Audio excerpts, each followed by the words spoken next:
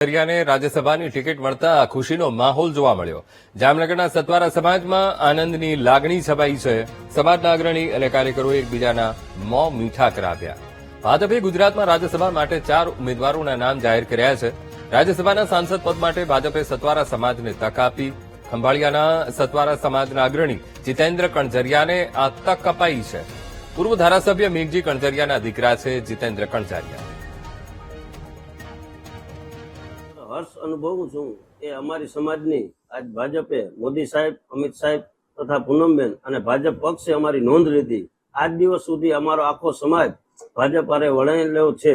તો અમારો સમાજ એક હર્ષ અનુભવે છે કે અમારા જીતેન્દ્રભાઈ મેઘજીભાઈ કણઝરિયાને સંસદની, રાજ્યસભાના સંસદની જે ટિકિટ આપી એ બદલ આખો સમાજ એવો ઉત્સાહથી એને અનુભવ કરે છે અને ગૌરવ અનુભવ કરે છે અને આભાર માને છે કે ભાઈ અમારી સમાજની આજ નોંધ લીધી.